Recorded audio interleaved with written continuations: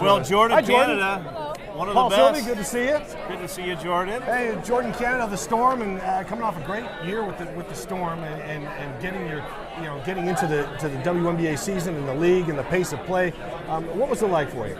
It was great. I mean, my first year, I was, just trying to learn everything, learn a new system, learn a new role, be with some different teammates, and that was extremely hard, but it was fun. It was worth it. We won the championship, and then this past season, having a lot of confidence to come in and fill the role of someone who is so impactful on the team, and to take her place and try to lead the team as best as I could.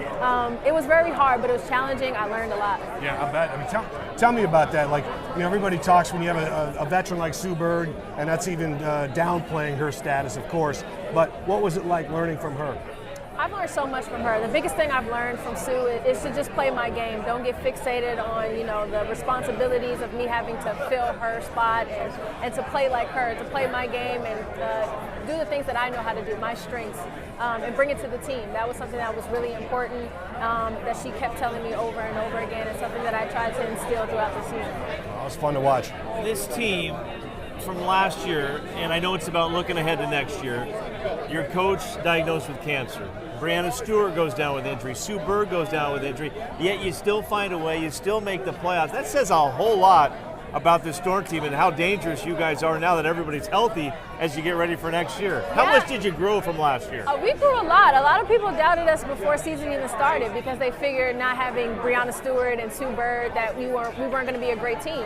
And so we just tried to use that as fuel and motivate us. And everyone had that next man mentality to just step up and try to play a different role and just play to the best of our ability. And I think we did a great job of that. We put the league on notice that even though we didn't have our top two players on the team, that we could still be this phenomenal, dominating team, and we showed that. And now that we have them back, it's going to be a great season, and I'm looking forward to it. We talk about the late Kobe Bryant was tremendous with women's sports and such a supporter of women's sports, of course, with Gianna and everything he's done and the contacts he's had and with people on and off the court. Can you give me some thoughts on Kobe? I love Kobe, especially being a kid from LA, growing up watching him play. I tried to emulate his game. I loved his relentlessness, his fearlessness, how his work ethic was top tier, and everyone wanted to be like him. I did when I was growing up. And he was just very passionate, and to see life after basketball, how he was, getting into the women's side and, helping his daughter fulfill her dreams, and just to see him be a dad, that was something that was, we don't really get to see a lot as athletes because everyone just figures we're an athlete and, that's all we're focused on is our sport. But to see him thriving after basketball was something that was really tremendous, and I was very honored to meet him 2 weeks ago, actually at a private scrimmage. I got to see his daughter play as well, and just to see how she emulates, how her mannerisms, everything that she did was exactly like Kobe when he was playing in the league. And it was just a beautiful thing to see because you don't see that a lot. And so it was just an honor that I got to meet him, talk with him, and I just love that he was so involved and so intentional with the women's game because of his daughter. What a nice memory. Yeah, and not that you didn't appreciate it, but it makes you appreciate every dribble, every game even more, I'm sure. Of course. I mean, you have to treat every game like it's going to be your last, and, he did that, and he taught us how, to have that mama mentality and to go out there and just play your heart out, and that's something that you can't take for granted. You play your heart out. You were Pac-12 Defensive Player of the Year. You were WNBA named to the All-Defensive Team.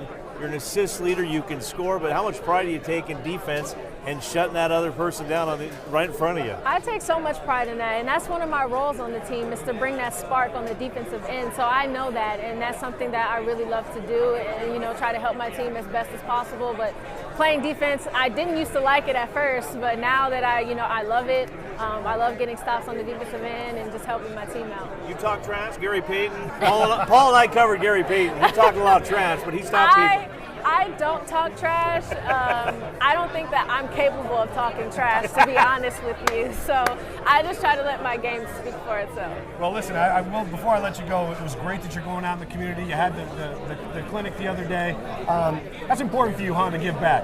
It's very important, especially for young girls and even young men who are growing up and wanting to play basketball or any other sport. When I was growing up, I didn't have the luxury of having some people come back who were professional athletes come back and have that opportunity to talk to us, especially for women, because we play year round and overseas, so it's kind of hard to have someone come back and speak to you and give you that encouragement. So that was something that was really important to me, to go back and just to see the smiles on their faces, learning new drills, being great teammates, high-fiving each other, encouraging each other, and it's just great to be a part of that. I'm sure it was a thrill for the kids too. Well, thank you, Jordin. We appreciate you coming on, and the season's just around the corner, so good luck. Thank you. Thanks for having me. Thanks, Okay, Jordin. great.